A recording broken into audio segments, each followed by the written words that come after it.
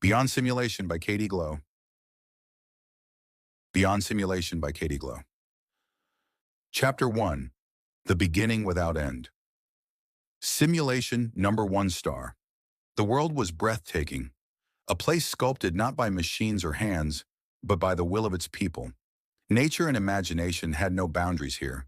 Trees stretched upward like living cathedrals, their leaves shimmering with colors unseen in any spectrum, singing soft chords whenever the wind passed through them. Rivers glowed faintly under moonlight, their waters humming like flutes, carrying reflections of stars that shone with impossible clarity. Everywhere people thrived in joy. Faces shone with serenity, laughter rang like silver bells, and creativity bloomed in every corner. A child's giggle could summon dancing butterflies of light. A lover's kiss could birth a garden of roses along a stone path. Each thought was a seed, and the world responded in full bloom. No one here knew hunger or loneliness or despair. The air itself carried warmth, always pleasant, always welcoming. Sounds were gentle, songs woven by the wind, the murmur of leaves, the rhythm of soft rain when someone longed for quiet. Every sensation was a caress.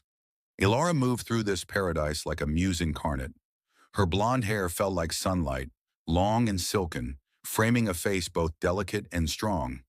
Her large blue eyes seemed to hold fragments of the sky, always wide with wonder. She wore simple, flowing clothes, woven from threads that shimmered faintly, yet she carried herself with a beauty that needed no adornment. Wherever she walked, flowers opened to greet her, vines curled playfully toward her hands, and even the ground seemed softer beneath her bare feet. Kale was her opposite and her complement.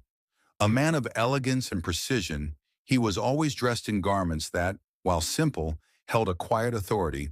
Clean lines, deep colors, every detail carefully chosen. He carried himself with a kind of unshakable confidence. His dark hair, neatly kept, framed a face defined by sharp lines, softened only by the presence of a well-kept beard. His storm-gray eyes carried the weight of thought and discipline. Yet when they looked at Ilara, they melted into warmth. Together they were radiant.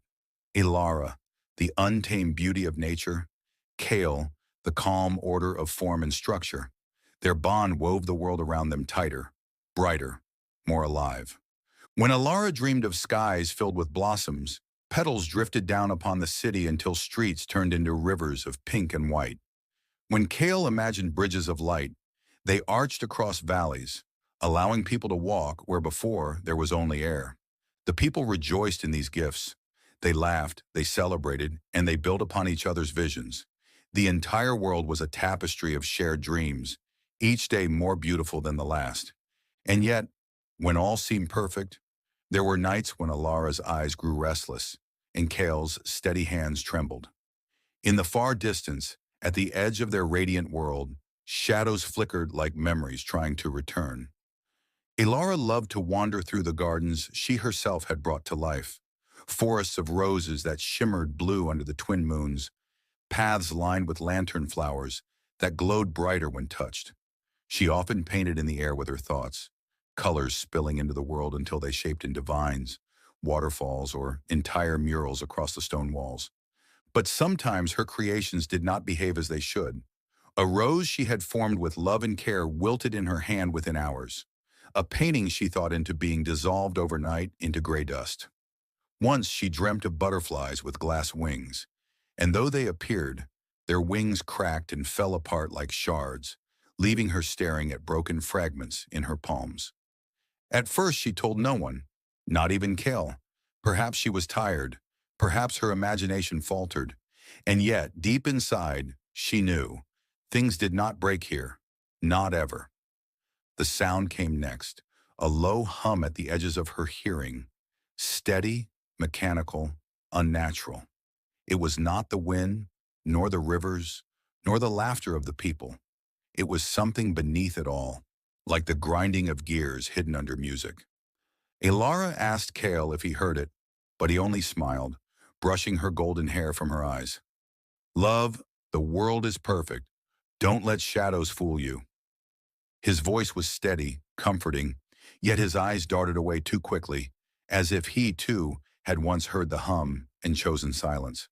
That night, as they lay under a sky they had shaped together, a canopy of shifting constellations and flowing lights, Ilara noticed one star flicker unnaturally. It blinked not like fire, but like a failing lantern, and then disappeared. Her heart raced. She closed her eyes, telling herself it was nothing. But in the silence, the hum grew louder. A week later, Ilara and Kale were invited to a gathering. Their friends Lyra and Darren had opened a new hall they had dreamed into being. A vast domed pavilion that shimmered like liquid crystal, its walls alive with flowing light. Inside, music pulsed not from instruments, but from the laughter of the guests, their joy woven directly into melody. Tables bloomed with fruit, and wine conjured from thought alone, and petals rained gently from the ceiling whenever someone raised a toast. Ilara wore her simple white dress, her blonde hair falling loose over her shoulders, her blue eyes catching every glimmer of the crystal lights. Kale, as always, looked effortlessly composed. Dark tunic, sharp lines, a little beard framing his handsome face. Together they were the picture of harmony. But Ilara's heart was heavy. The hum had not left her ears, and each flower she touched that night seemed to wither too quickly. She smiled, but the unease followed her into every glance. It was during the second round of wine that Darren leaned close, his voice dropping beneath the music. "Do you ever notice," he said, eyes flicking toward the lantern flowers lining the hall, "that things don't last the way they used to?"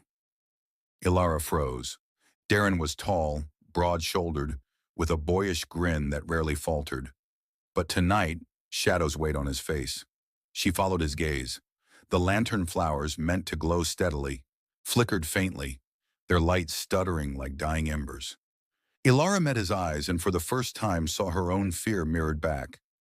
"Yes," she whispered, her voice barely carrying. "I thought it was only me." Lyra joined them, her golden curls bouncing as she laughed with another guest, but her eyes softened when she saw the two whispering.